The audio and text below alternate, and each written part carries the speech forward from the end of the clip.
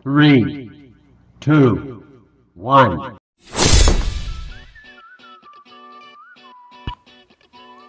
Halo, hari ini aku ingin mengajak kalian belajar tentang pasar oligopoli.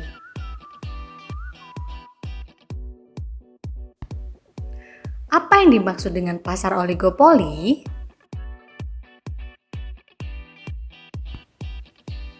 Menurut Wilson Bangun pada tahun 2007, pasar oligopoli merupakan bentuk pasar yang termasuk pada jenis pasar tidak sempurna.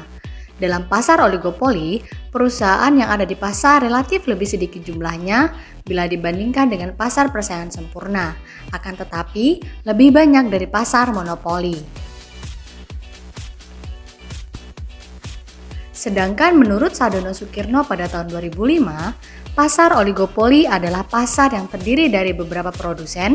Ada kalanya pasar oligopoli terdiri dari dua perusahaan yang disebut dengan duopoli. Berdasarkan penjelasan tadi, dapat disimpulkan bahwa pasar oligopoli adalah suatu bentuk persaingan pasar yang didominasi oleh beberapa produsen dalam suatu wilayah, di mana terdapat beberapa produsen atau penjual yang menghasilkan barang yang saling bersaingan. Lalu, apa saja faktor-faktor yang menyebabkan terbentuknya pasar oligopoli? Yang pertama adalah efisiensi skala besar. Dalam dunia nyata, perusahaan yang bergerak dalam industri mobil, semen, kertas, pupuk, dan peralatan mesin umumnya berstruktur oligopoli. Tidak mengherankan jika dalam pasar oligopoli hanya terdapat sedikit produsen. Selain itu, teknologi padat modal yang dibutuhkan dalam proses produksi menyebabkan efisiensi baru tercapai bila output diproduksi dalam skala sangat besar. Faktor yang kedua adalah kompleksitas manajemen. Dalam industri oligopoli, kemampuan keuangan yang besar saja tidak cukup sebagai modal untuk bertahan. Oleh karena itu, perusahaan harus cermat memperhitungkan setiap keputusan agar tidak menimbulkan kerugian. Selain itu, perusahaan harus mempunyai kemampuan manajemen yang sangat baik agar mampu bertahan dalam struktur industri yang persaingannya lebih kompleks. Lalu, perusahaan apa saja yang termasuk dalam pasar oligopoli?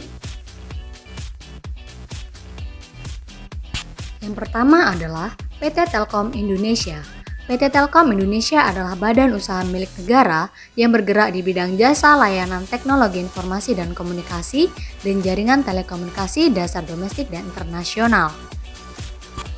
Yang kedua adalah PT Semen Indonesia yang sebelumnya bernama PT Semen Gresik, merupakan badan usaha milik negara bidang persemenan yang menjadi penopang pembangunan nasional sejak masa kemerdekaan hingga saat ini.